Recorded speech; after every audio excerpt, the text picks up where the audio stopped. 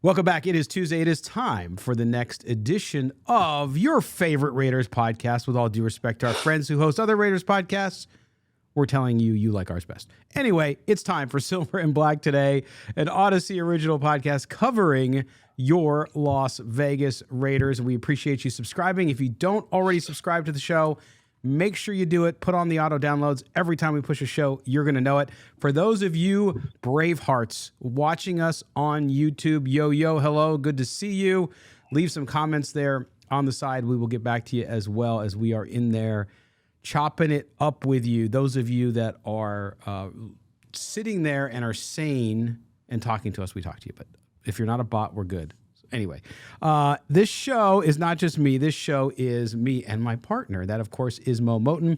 Mo is the national NFL writer for Bleacher Report, covers the entire league. As far as the Raiders go, he writes about the Raiders up on sportsnaut.com. You can follow him on Twitter, MOEMOTON.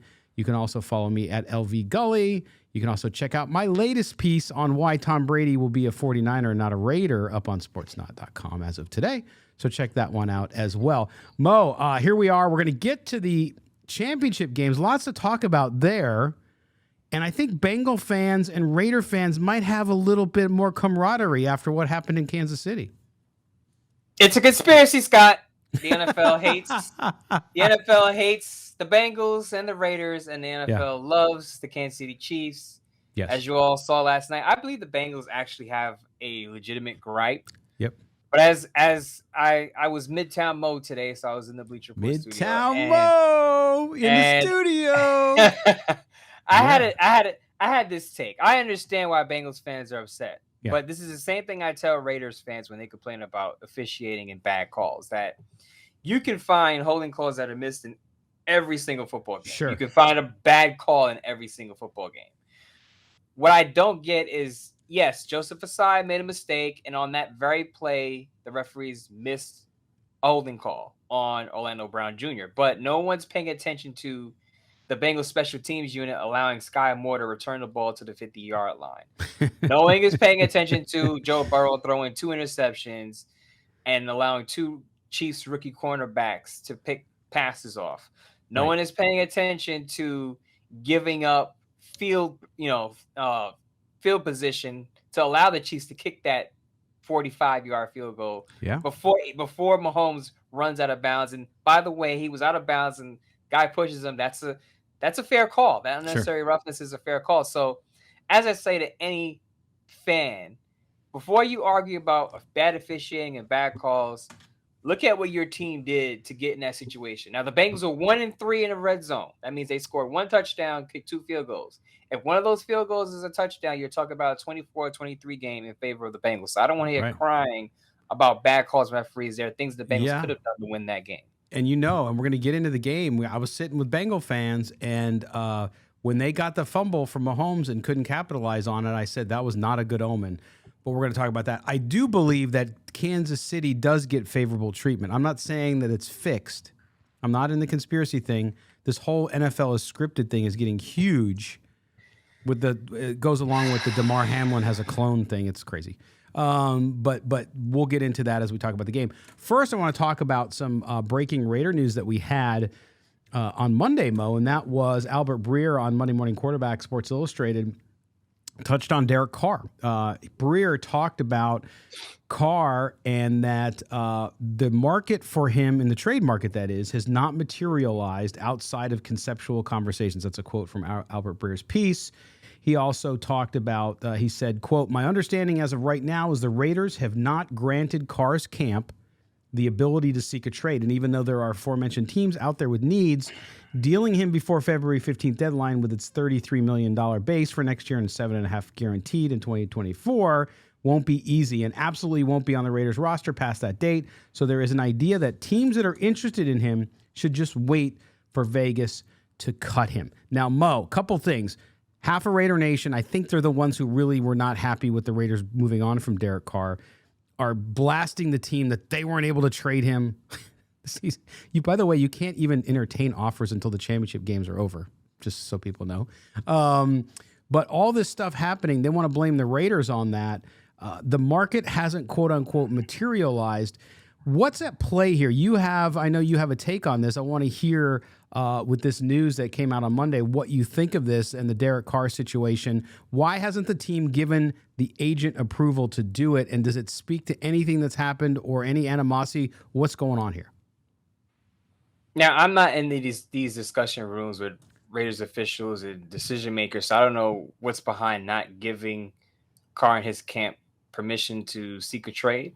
Mm-hmm. But I am wearing my Got Sources T-shirt here. You can see that. And I was talking to someone who covers the Raiders very closely, and he brought up a point that I didn't consider. Now, with these rumors about Aaron Rodgers, right? There are rumors going out that the Packers are ready to move on from Aaron Rodgers. We don't know what's going to happen with Lamar Jackson. I think he'll be back in Baltimore, but we don't know yet. With those two guys possibly available, teams may not be willing to go after Carr because they may feel like they have a shot at Rodgers or Lamar Jackson. That's the point. Isn't he just as good? No. That was a rhetorical question. I know, but for the people who think Carr is better than Lamar Jackson, let's not forget Lamar Jackson has a league MVP. I know he's not a polished passer. He's not maybe as good of a passer as Carr, but if you're thinking about bringing in Lamar Jackson because he can immediately transform your offense and you're willing to build around him with a strong run game, you would prefer Lamar Jackson than a Derek Carr. Also, Lamar Jackson is more mobile. Now, I brought the point that Lamar Jackson isn't as durable. Over the last 2 years, he's missed 10 games. So that's something you have to contemplate. But I'm sure there are teams out there that would prefer Lamar Jackson over Derek Carr any day of the week. So with those two guys in the trade rumor mill, teams who think they have a shot at either of those guys may say, well, we'd rather go after one of those guys. And if we can't get those guys because they're staying with their teams or they choose another squad to go to, then we'll go after Derek Carr as a third or fourth option. So that may be slowing the market for Derek Carr. Also, I think Albert Breer brought this up in his piece, that some teams that may want a quarterback don't have an offensive coordinator or a head coach. Yeah. So you're not gonna negotiate with a quarterback or a potential free agent pickup until you get your head coach, your coaching staff in place to see what they want. So that could also be slowing things up. There's still, I believe, 4 or 5 openings left because Wright got hired in Carolina. So there's still a handful of openings out there. Houston Texans being one of them, and they need a quarterback. If they wanted Derek Carr, they have to get their coaching staff intact first. So those two aspects, having Lamar Jackson and Aaron Rodgers floated out there in trade rumors and teams needing to put their coaching staff together, could be slowing down the market for Derek Carr. So it's not just because fans are saying that it's because the Raiders are incompetent and they're angry about it, like we've seen on Monday and into Tuesday. Really quick, I think, and I'm not blaming all fans of this, but and that, like I said, I spoke to someone close to Raiders that brought the point about Aaron Rodgers and Lamar Jackson slow down Carr's market. I didn't think of that, but you have to look at the big picture when you look at these quarterback markets. Yeah. What are teams thinking about? Well, how are they prioritizing certain guys who may be available? And if you're being honest, like I said, Derek Carr is at least 4th on the list right now, quarterbacks who may be available if you count Aaron Rodgers, Lamar Jackson, and of course Tom Brady. Yeah, and we have no way of knowing, to your point. I mean, it's great that you talked to someone that covers the team that gave you that point of view, because it's a great one. I don't think you're right. I don't think most people think about it. They're thinking about Derek Carr and the Raiders trading him. They're not thinking about the rest of the market and how that could impact it, especially with those two massive names out there as well. But I also think, look, might be a lot lesser, might not be a big deal, but all the drama around this too, with how it ended and then his brother going out too, it just, you don't know where it's coming from. It might not be reason A, B, C, or even D. It could be reason W. I don't know. But certainly it's just been kind of weird offseason. But hopefully the Raiders and Derek Carr are able to move on sooner versus later. All right, Mo. For the rest of this segment, we're going to get into the AFC, NFC championship games, which I know we're going to talk about a little bit. By the way, the next segment, we're going to talk about the beginning of the 49ers and Eagles game. Brock Purdy came out, did pretty well running that offense. They go down, they score 7-0. Suddenly, I'm seeing a lot of people, it's all about defense. You don't even need a quarterback. Brock Purdy goes out with an injury, after 6 snaps, I think it was, or 7 snaps. And after the first drive. And the 49ers get Josh Johnson, who gets injured, and they cannot move the ball. They have no quarterback. They have to put Purdy back in, who can't throw more than 5 yards. And so that dominant defense, imagine they couldn't hold the Eagles to 6 points, right? So that team, though, that game was so odd to me, Mo. I really thought you and I both picked the 49ers. We look stupid now, but who knew the quarterback would go down? But I think that game, so many weird things happened early on. And then when Purdy goes out and Josh Johnson came in, and you knew they were going to go down a level just because he hasn't played as much, but at least they had a quarterback. But then to lose this team with quarterbacks is insane. But at the same time, that aside, the Eagles, again, dominated. They have dominated through the regular season. They've dominated through the playoffs. The defense, offense does just enough with Jalen Hurts that they have to do. They're going to be tough to beat. I don't think Kansas is going to beat them. But nonetheless, that game showed you just how good I think the Eagles can be. Without the quarterback, I get it. But still, that Eagles team, especially defensively up front, Mo, wow. I mean, once Purdy went out, I knew it was over. Yeah. Because you're bringing in Josh Johnson, who's a career journeyman. I believe that was his third stint with the 40. This is his third stint with the 49ers. He's been on over a dozen NFL or football teams. Yeah. There was no way that they were going to win with Josh Johnson there. And you saw why he's been a career journeyman. He fumbles the snap. Mm-hmm. Philadelphia scores twice before halftime, goes up 21-7. Kyle Shanahan's teams have had issues coming from behind as it is. So to be down by 14 with your fourth-string quarterback, no chance.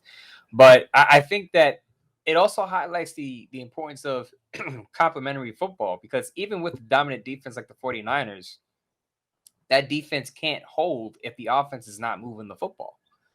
So for the people that a lot of people say, well, the offense has nothing to do with the defense, and why are you blaming the offense for the defense giving up points? And I tell them, look at the 49ers game. That defense is elite.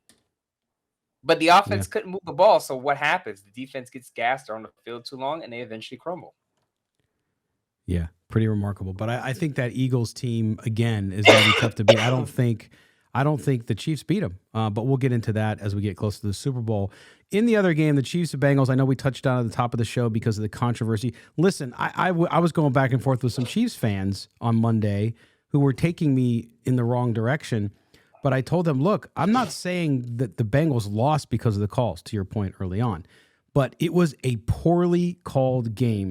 When you miss a clock issue, a running clock issue, and it takes you over a play to recognize and stop the game, that's a problem. This is the same crew that did the Super Bowl last year, by the way. And this is why Cincinnati people are so sensitive to it, because you remember that no call last year as well, a defensive call. And so you look at that stuff and you understand it. I did think, though, that the first half was pretty smooth. Of course, the Chiefs dominated the first half. Bengals, traditionally a second half team. They came out, they gutted it out. Patrick Mahomes gutted it out. What I didn't understand is, because the game was such a good game to watch. I mean, obviously, to me, it's going to be the better game between that and the Super Bowl. But you look at it and you say, all of these Chiefs players were talking about how they weren't getting any respect. Mo, I don't know about you, but with all due respect, I saw fellatio on Patrick Mahomes all week. I mean, the media loves Patrick Mahomes. He's the best quarterback in the NFL, by the way. I think he is. I know Raider fans don't want to hear it, but he is. They got all the pub. So I don't understand where this attitude from the Chiefs of no one was respecting. Now, I know the mayor of Cincinnati is an idiot, and what he said was ridiculous. But the Bengals overall, except for the Burrowhead thing, the Bengals didn't really talk that much trash. Joe Burrow didn't talk that much trash. I don't understand what the Chiefs' issue was.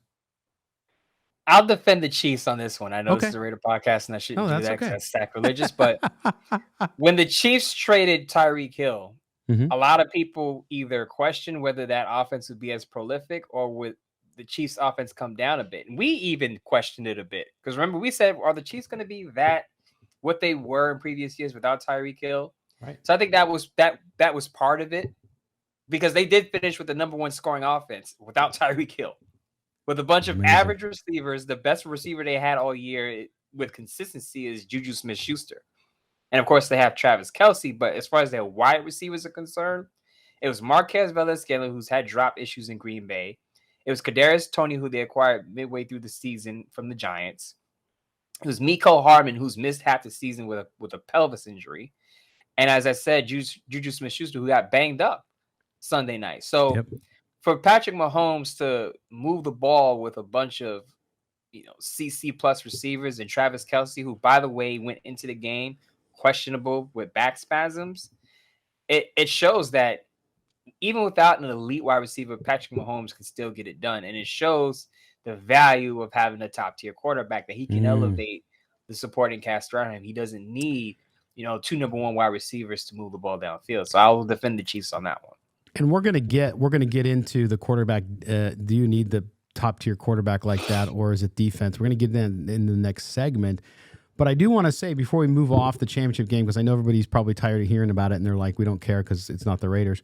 But what's interesting, too, about that Chiefs game is the fact that by every stretch of the imagination, really, Cincinnati should have won the game. That offensive line, it goes to show you can have a great quarterback and all that, but Joe Burrow, I think he was under pressure 46% of the snaps. Like, it's brutal, right? He got sacked 6 times. So you can be that good, and he almost still won the game, which shows you what a quarterback at that level is able to do when he doesn't have the talent up front. And you talked about it with Mahomes not having the receivers and a banged up Kelce as well. So it goes to show you how they can transcend the game and really take the team on their shoulders, so to speak, offensively. Now, they can't do it defensively. Chiefs defense did pretty well overall up front against that patchwork offensive line. So it'll be interesting. I thought it was a great game to watch. And I don't think they have a chance to beat the Eagles, but what do I know? Patrick Mahomes pulls the rabbit out of the hat all the time. I can't believe how that guy slips away and throws the ball and dishes the ball. I think Tony Romo made the inappropriate reference to Michael Jordan, but it is like a basketball point guard, Mo. The way he dishes the ball like that, just when you think you got him, there's a no-look pass, and suddenly the guy's scoring on you. So remarkable. And I know Raider fans hate him because he talks like Kermit the Frog and all that stuff, but it's simply just the best quarterback in the NFL right now. Here's why I say the referees hose the Bengals. Mm-hmm. Now, with that third down do-over, even though the Chiefs didn't capitalize and score, they added an extra minute and 10 seconds to that Chiefs drive. Can you imagine if the Bengals had that extra minute and 10 seconds after Buckner makes that game-winning kick? That's enough time for Burrow to get down the field and get his team into field goal position to tie the game or score a touchdown and win it. So that's why I was side with Bengals fans where they got hosed, because that's a minute and 10 seconds burned that they shouldn't have had on the clock. Absolutely. No, good thought. All right, well, the Super Bowl is set, Eagles and the Chiefs. We will talk about that as we roll up to it. All right, we're going to take a break now, and when we come back, we're going to talk about, do you need, in the NFL, is it all about the quarterback or is it all about the defense? Is it both? We're going to talk through that when we come back here on Silver and Black Today, an Odyssey original podcast. You're with Mo and Scott. Don't go anywhere. Do you need a top 5 quarterback to get in and win the Super Bowl? That's the question we're going to have now. Or is it a defense? Do you need a top tier defense, or is it both, or is it somewhere in between? That's what we're talking about on this segment of Silver and Black Today, an Odyssey original podcast. If you haven't subscribed already, please do us a favor and subscribe. Hit on auto download. Join us on our YouTube chat as the show plays right here. For those of you over there, we appreciate it and appreciate interacting with you as well. I am Scott Branson, your host, along with my co-host, Mo Moten, who's a national NFL writer at Bleacher Report and the Raiders columnist at sportsnot.com. You can catch our work up there as well. Okay, Mo, let's dive into this, because the argument, once the Raiders started to signal and then officially made the move to move away from Derek Carr as their quarterback, I heard, again, just like the Carr argument, when Carr was in the plans for the Raiders, you have this divide. You have a lot of fans who are like, we need a quarterback like Patrick Mahomes, like Joe Burrow, like Jalen Hurts to win. And then everybody else is saying, no, stupid. You can have a good quarterback, but you need a defense. Look at the defenses out of 48 Super Bowls, I think it's like, or out of the 57 Super Bowls, 48 of them have been top 10 defenses, right? Mo, what is the truth there? When you look at this objectively and say, okay, what is the balance here? Can you win with a dominant defense like San Francisco but have an average quarterback?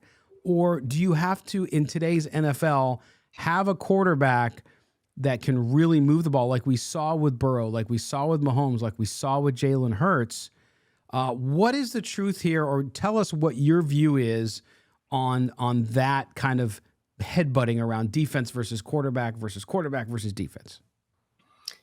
You can win it both ways, but you need both. Look at the Chiefs last night. Look at the Chiefs Sunday night, right? Yeah. Yes, Patrick Mahomes threw for over 300 yards. Patrick Mahomes made the big play on the run and drew the unnecessary roughness call. I get that. But the Chiefs also sacked Burrow a handful of times, picked them off twice. So do the Chiefs win that game without their defense forcing those turnovers and getting to the quarterback? Who knows? If Burrow's moving up and down the field, then Burrow probably wins a scoring shootout. See, people don't know this. A lot of people don't know this because the Chiefs defense doesn't get a good rep. But the Chiefs lead the league in quarterback pressures. Mm-hmm. The front of their defense is legit. Their front seven is legit. Frank Clark, Nick Bolton, Willie Gay, George Karlaftis had a sack Sunday night. Chris Jones went off. Yeah. So you have to understand that you need balance. And I keep saying this, complementary football. You need it on both sides of the ball. Sure, you can get it done with a dominant defense and an average quarterback. I think it's a lot harder in today's NFL because you're gonna face some elite level quarterbacks in the conference championship or the Super Bowl, one or the other in both rounds. But your quarterback needs some help because if he has, you saw Josh Allen a year ago have a fantastic playoff game against the Chiefs and still lose. And a lot of people want to blame the overtime rules for that, but the Bills defense couldn't stop the Chiefs. Yeah. So they still lost. So you can have a quarterback go off and throw for 3-4 touchdowns and 350 yards. But if your defense can't stop a nosebleed, you could still lose a scoring shootout. You can have a dominant defense, but if your offense is not moving the football as you saw at the 49ers on Sunday, then that defense is going to eventually wear down because they're going to be on the field for so long. So I hate the Twitter, the social media argument where it's either this or that. It's never this or that. Usually it's always this or that. But the true answer is usually you need a blend of both.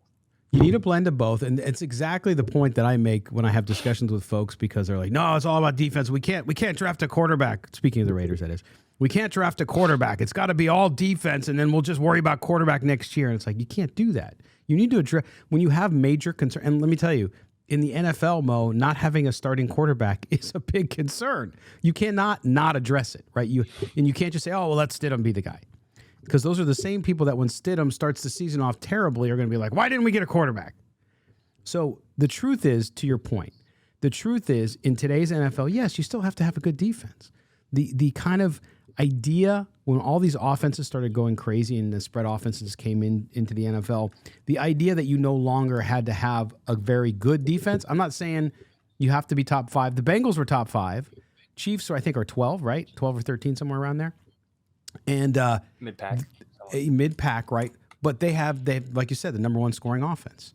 So they make up for it, and that's the point. So if you're in the 10 to 15 range on defense, your offense has got to be top 3. If you're top 5 offense, top 5 defense, great. You're perfect balance. Does that happen all the time? No, it doesn't. Sometimes it does, and those teams tend to be very good. And so I see it that way too. I think that when you're looking at it from the Raiders' perspective, and you can learn from these two teams. And it came differently for Kansas City. They got the quarterback first, and then they built up the defense over time. And when Spagnuolo came in there and turned the defense around. So you look at that, and you say, boy, you got to address both simultaneously. And I think that's what the Raiders need to do. And we're going to talk about next segment what you and I would do with the Raiders, particularly at some of those key positions when it comes to free agent and draft. But to me, that's the lesson to take away from the AFC and NFC championship games is you can't wait to build one and say, okay, we got a top 10 defense now, let's go get a quarterback. No, you have to do it simultaneously, and you have to get good at both spots, and it is attainable. And the other thing is, look at the Rams who won the Super Bowl last year.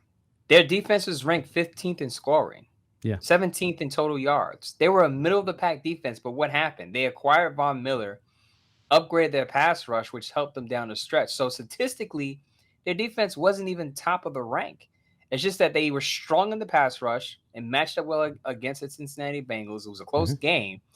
But I don't think the Rams win unless that defense gets up to par in the pass rush. I don't think they win with just a strong defense and a pass rush if Matthew Stafford isn't playing at the top of his game and not turning the ball over. So, again, complementary football is what you need. And as you said, you don't just build up one side of the ball and wait for the next year to build up the other side of the ball. You take your swings on both sides. Try to fill as many holes as you can during the offseason, because if you pass on quarterbacks this year, you could be passing up on a future star.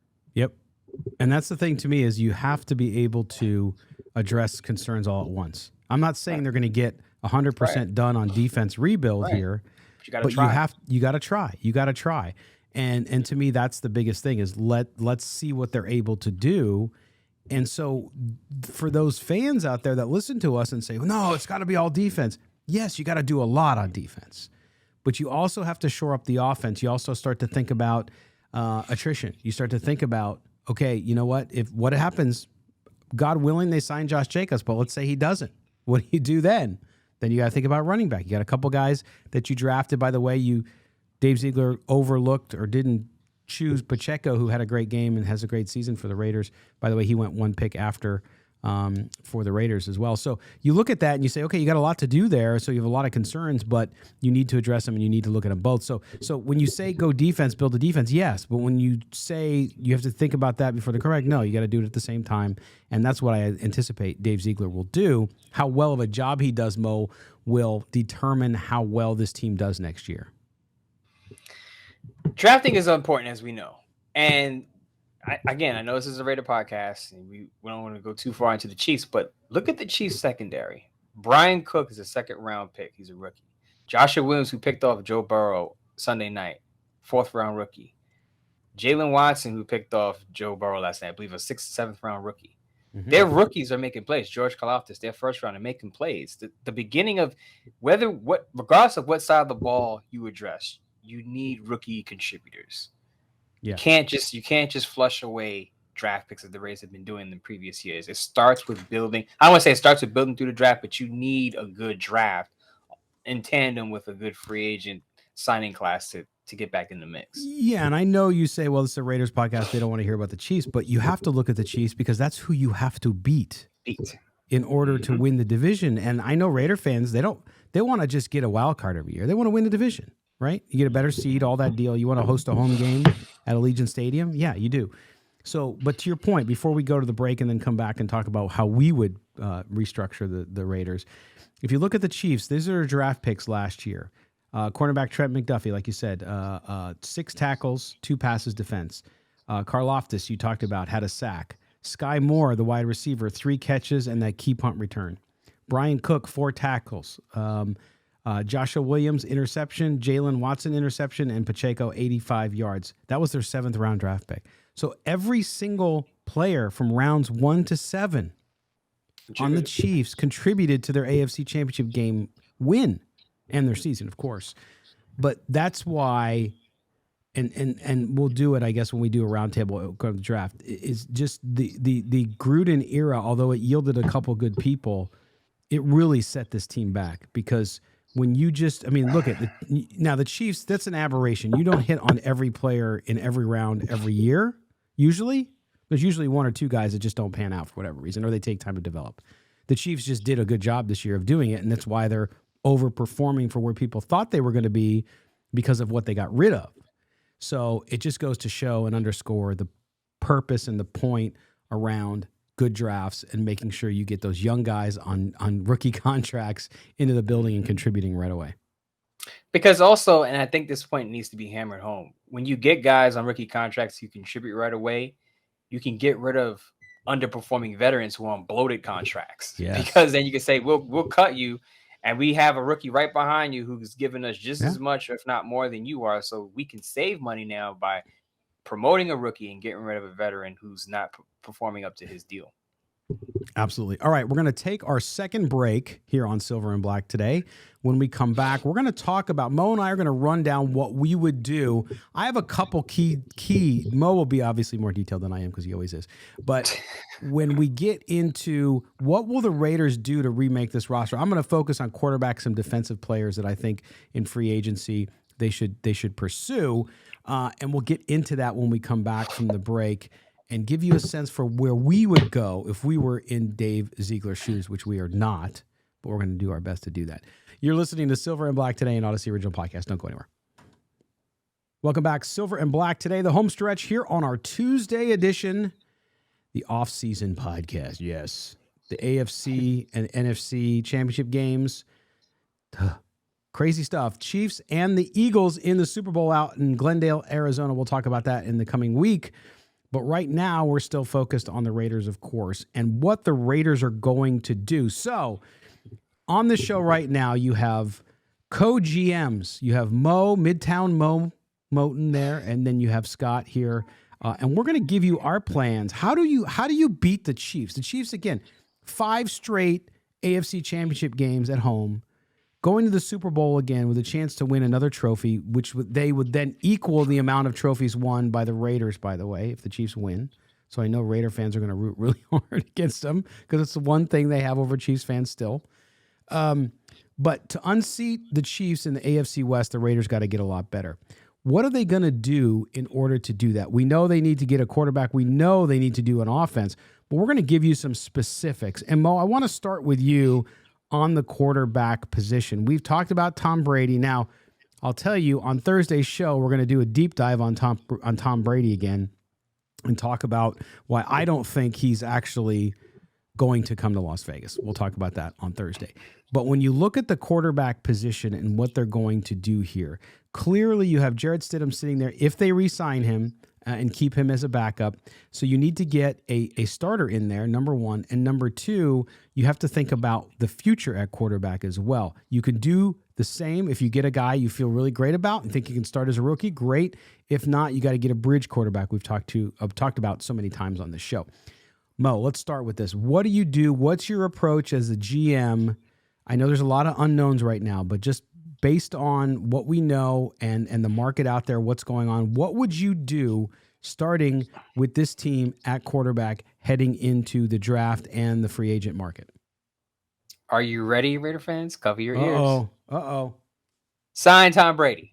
I know what you just said. I know what you just said. Okay. I hear you. I know you're getting, no, by the way, you are getting a lot of heat on Twitter. Yeah, I am. From a lot of our listeners about that. Hey, you're the Brady.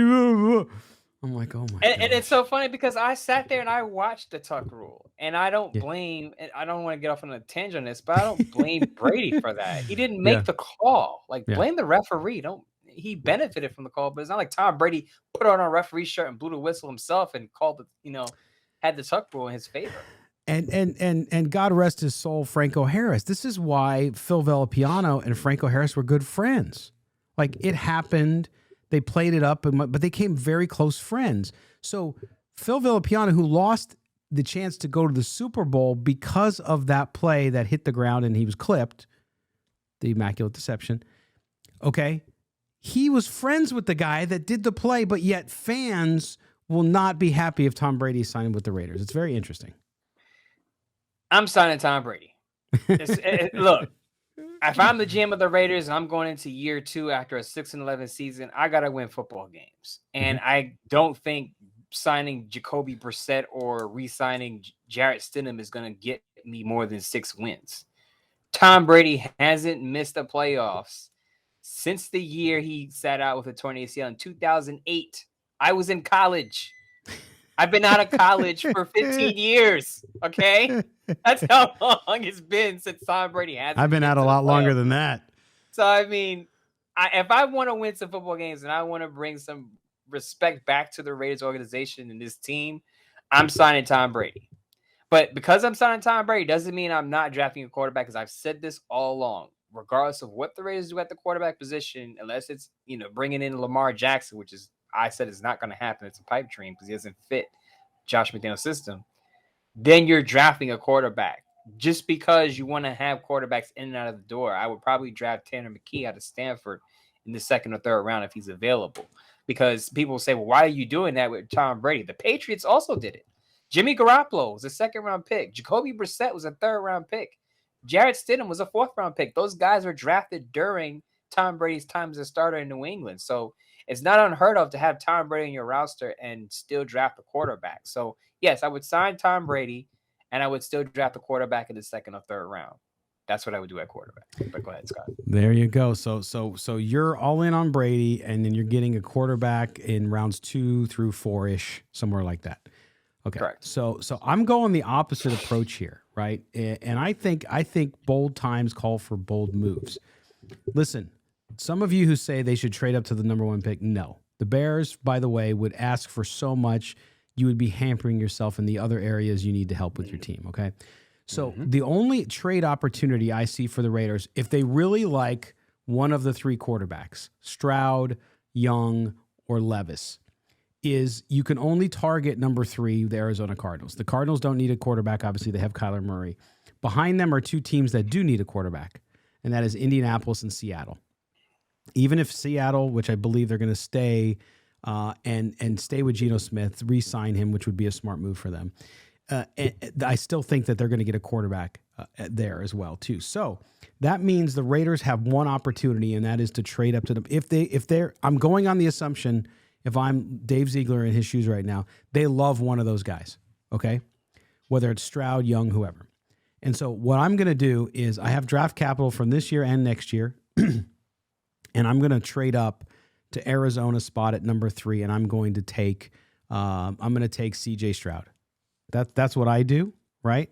I take C.J. Stroud, and then I sign one of the other free agents, probably a guy. I know it's not going to make anybody excited. If you thought people didn't like Tom Brady, at least he wins.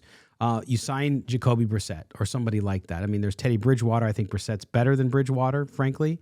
And there's Garoppolo, which he gets hurt too much. So I think you go get that your prize piece for the next 10, 15 years or 12 years, whatever it is, at quarterback, and you trade up and you get him. Now, I know you say these guys are not generational talents. I think Stroud and Levis, although I think Levis, as much as people love him, would take a little longer to develop. They both can fit in that system of Josh McDaniels well. Could Bryce Young? Yes, but he'll be gone. So to me, I think that you go up and you get one of those guys. You set the face of your franchise for the next few years. Yes, you have to develop him. You have to make sure you're able to do that, and you got to get the guy to come in and move that offense, because that offense is going to do well. And by the way, if those young quarterbacks, one of that young quarterback that you take at 3, if you can move up to 3, if they come along and they start in their first year, great. And you got a veteran as a backup, and it's great to go. If he doesn't, then you give him a year or 2 to develop, like we saw with Jalen Hurts. We saw with Patrick Mahomes after a year. Joe Burrow was thrown into the fire and got injured.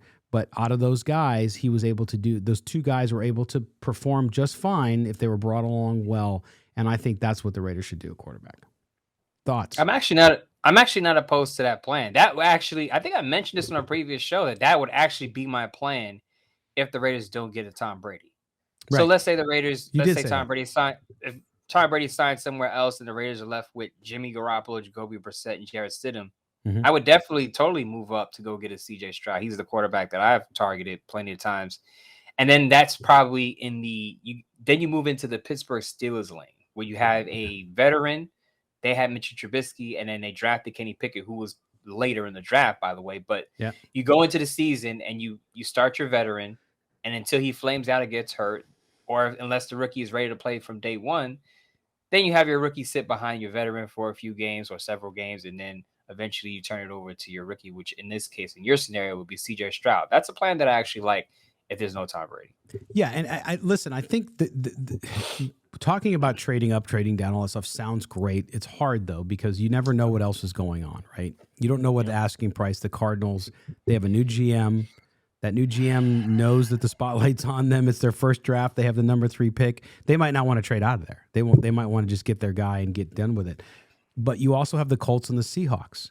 You say it's 1 spot or 2 spot. Yeah, they might want to trade up too. And then suddenly the Seattle Seahawks have more draft picks than the entire NFL. I swear to God, it's crazy. They have what, 14 or 15 draft picks this year? It's insane. Or 13, I think it is. I'm exaggerating. But it's a ton. So if I'm the Seahawks and I want to move up to number 3, I can give you a bunch. So that's where the Raiders might be hampered there. But if the Raiders can get a deal where they give up their own number 1 at 7 and then a 2 or a 3 next year or whatever the compensation is, then you got to do it. But that's all dependent on what happens there. So I agree. I just think, and we'll get into it next show, but I just don't think Brady's going to come to Las Vegas. I don't disagree with the strategy of trying to get him there. I just think when he looks at the situation, he's not going to go there. Okay, so there you have. That's one of the big positions, quarterback. Now we switch to the defensive side of the ball. So many needs on this team. We have needs up front. I'm actually going to start at linebacker, and a guy that I really think they should target, a guy I've liked for a long time, and that is Lavonte David. I like him at linebacker. And I start with linebacker because I know you're going to go in defensive line. There's so many options there. You've mentioned a couple on previous shows, and we'll get there. But it has been such a black hole for the Raiders for so long. And here's a guy who's got a lot left in the tank. I mean, look at his age. But he's a guy that I like the way he plays, and I think how I've understood and watched Patrick Graham's system this year, I think he fits nicely. I think he does too. I think the major worry you mentioned, his age, is he going on a sharp decline. Surely didn't show it this past season. If I'm going with the linebacker position, I want to solidify the middle of the defense. I'd probably go with Tremaine Edmonds if he hits the market. The Bills have to let him go for contractual reasons. I would take a look at Tremaine Edmonds because he's young. Tremaine Edmonds because he's younger. A lot of people say, well, he played with a good defense. How good do we know? How good can he be if he's not within a good defense the Raiders don't have? So I would say you take a chance on a guy like that. He did go in the first round, so he obviously has the potential. So I wouldn't really doubt him too much, but he's a guy I would consider. The other position I think the Raiders should address in free agency without a doubt is the cornerback spot. And I'm going to look at the same team that Lavonte David played on this past season. That's Tampa Bay Buccaneers. Jamel Dean could hit the market. And if Jamel Dean hits the market, I'm signing him because the Raiders have tried to fill the cornerback position. They just have not done well with it, whether it's due to trap or free agency. They've just struck out. I know Rock Ya-Sin had a decent year. Wasn't able to stay healthy down the stretch, but I think the Raiders need to spend at the position and draft a guy because Nate Hobbs did regress under Patrick Graham. So you bring in a veteran, you bring in a rookie just in case that regression continues. But Jamel Dean is the guy I'm looking at. As far as the draft is concerned, Cam Smith, Clark Phillips III are the two guys I'm looking at. Smith out of South Carolina, Clark Phillips out of Utah. Nice. Yeah, and this is the thing, too, I want to say, because a lot of the Raiders fans that listen to us have said to me, especially since we're talking about defense, have said, we got to go out and sign some big free agents, and I'm fine.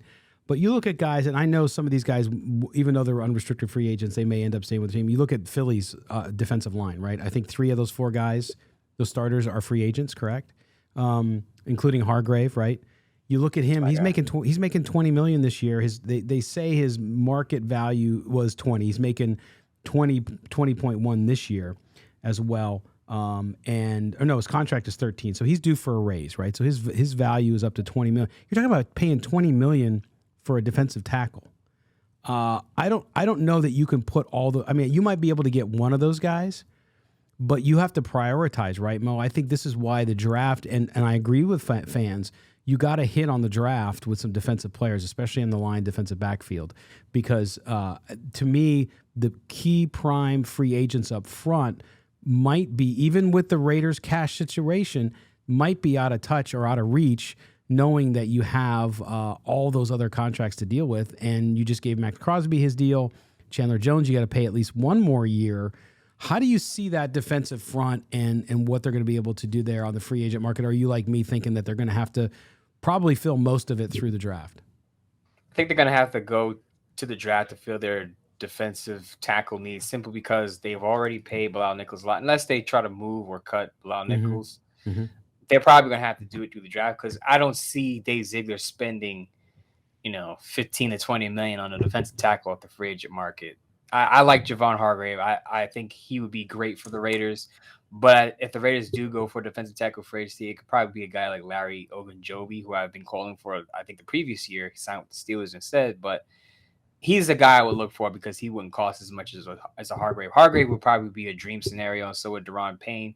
Daron Payne is probably going to get tagged by the Commanders, so I don't even think he hits the market. But those two guys would be great to help the Raiders defense. The problem is you can only spend but so much money. So if they get a veteran quarterback, if they get a Tom Brady, if they go get a cornerback, if they sign a top linebacker, then that means the other positions of need they're going to have to address due to draft. I think defensive tackle being a non-premium position, they aren't going to want to pay top dollar for that. They'll go through the draft.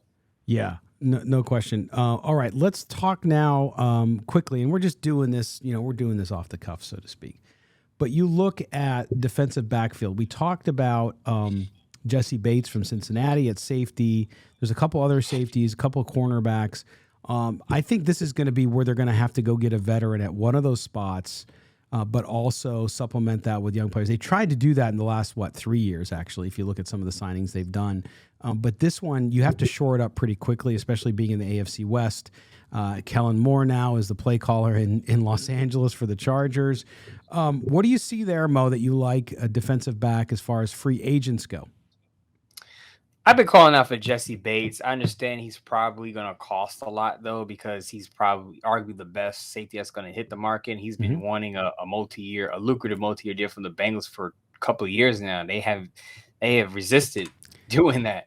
Yep. So if the Raiders are going to spend big on a non-premium position, I think Jesse Bates can change the back end of that defense, because the Raiders need to force turnovers. They haven't been able to do that with any consistency in recent years. I believe they were last interceptions this past season. So get a guy who's going to force turnovers, and Jesse Bates can do that. Yeah, and he said in the Cincinnati papers that he wasn't going to play for less than $10 million. So there you go. You got some price there, and I get it. He's been waiting. He's been tagged. And so he now wants his money, and I get it. So we'll see. And I think it would be money well invested, there for him. Now we go to the offensive side of the ball. I mean, listen, right tackle. There's some good tackles. I mean, I know a lot of the mock drafts have the Raiders taking a tackle high at that number 7 position.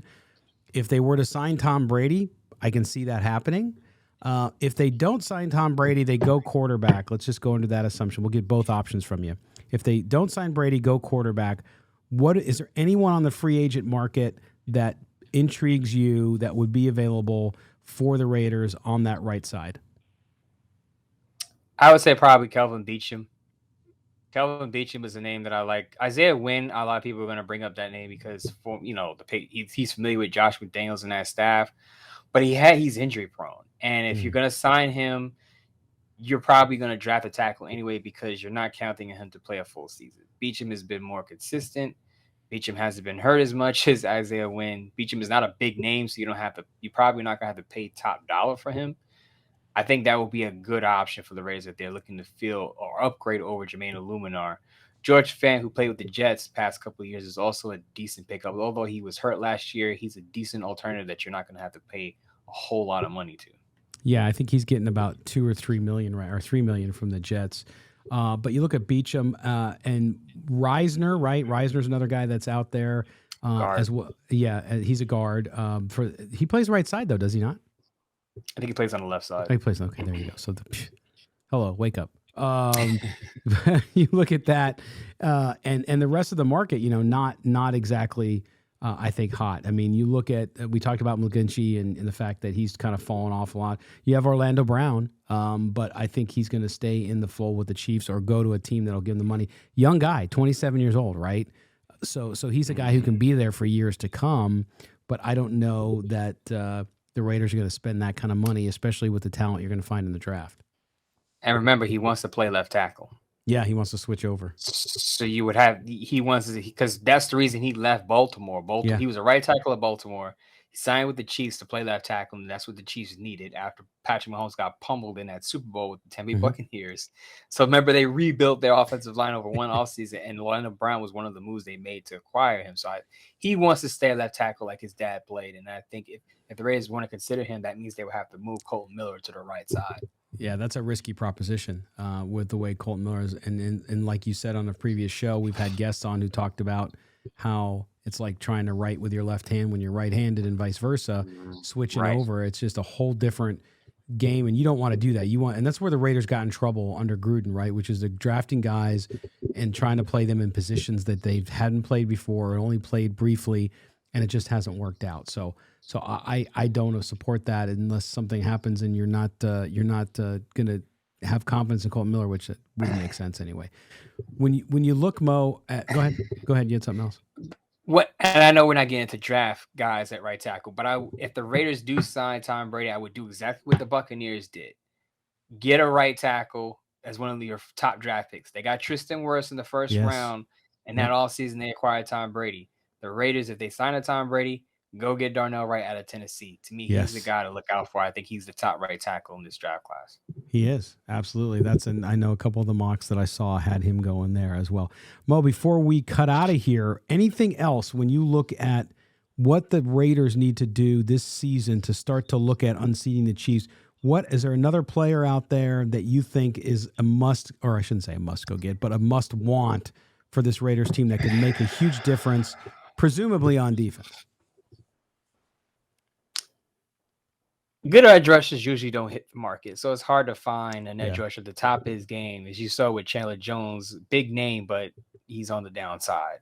I think when it comes down to it, the Raiders are going to have to do it through the draft this year, simply because that's if they sign a Tom Brady. If they sign Tom Brady, they're going to have to do a lot during the draft because that's money spent on the quarterback. If they don't sign Tom Brady, then you could start thinking about overspending possibly for guys like, I don't want to say overspend, but spending big for guys like Javon Hargrave or Daron Payne if they hit the market. If one of those two guys somehow wind up on the market, the Raiders need to get one of them because that will help Max Crosby and Chandler Jones on the outside. Yeah, and not only that, but it goes back to what we talked about in segment 2 about quarterback or defense, and that is if one is a little behind the other, then the other one's got to be better, right? So if you go with a rookie quarterback and you're going to have you have a bridge quarterback, you got to build that defense and compensate for what you might lack on the offensive side until you can develop it. So that's a great point about the draft, and I think this is where we'll know if Dave Ziegler, at least from the get-go, can put this together and address the needs. I mean, we don't know if the players will work out. It'll take time to see that. But if he addresses the need and you see the draft, you say, okay, they've addressed all of these key positions that they've had and then they supplemented it with free agent signings, then you can feel good about that and saying, okay, this is headed in the right direction, which I know is what Raider Nation wants. It's all they want is to see that things are going in a positive direction. So we'll see. All right, Mo, well, we're going to cut out of here for this Tuesday. We'll be back on Thursday. We're going to talk some more about Tom Brady, quarterback, and all that stuff on that show, as well as the latest Raiders news and updates. And we're also going to get to your mail. So let's do that as well. Man, it goes by so quickly. Sometimes it does. Sometimes not so much. Sometimes Scott just drones on and I want to get out of here. Yeah, I got you. Okay, cool. Said, but... Anyway, we will talk to you on Thursday, my friend. Make sure you check out Mo's work up on Bleacher Report and sportsnaut.com. You also need to follow him on Twitter at MOEMOTON. Also, do not forget the reason he is now called Midtown Mo is because he's doing the Bleacher Report live shows where you can go talk to him and you can check that out. Download the Bleacher Report app and you can look for him on there and do it. Or if you're on the website, you'll find the video as well. He's, same. Were you wearing the same hat when you did it today? Actually, no. I had the clean fade. That's right. You don't have hats on. Had the clean fade. I had the professional look going. I get the gym rat Mo. They get the professional Mo. You get the hood version of Mo. They get the professional 9 to 5. Midtown Mo. Midtown Mo. We're gonna come into the studio with a suit on. If any of our listeners out there make music, I don't care if it's as a hobby. I don't care if it's hip hop, if it's rock, whatever it is. Please do a Midtown Mo show or song. Excuse me, the theme song. Yes, we need a Midtown Mo theme song. So I'm putting the challenge out there. We will play it on the show. We will have a Midtown Mo segment every show, so everybody will hear your song. We'll give you plugs. All right, my man. I'll talk to you on Thursday. Absolutely. All right. We guys appreciate you being here with us. Do us a favor. Make sure you subscribe to the podcast. Also, when you're up there, hit the auto download. And by the way, up on iTunes, go give us a 5-star rating if you would. We would appreciate that.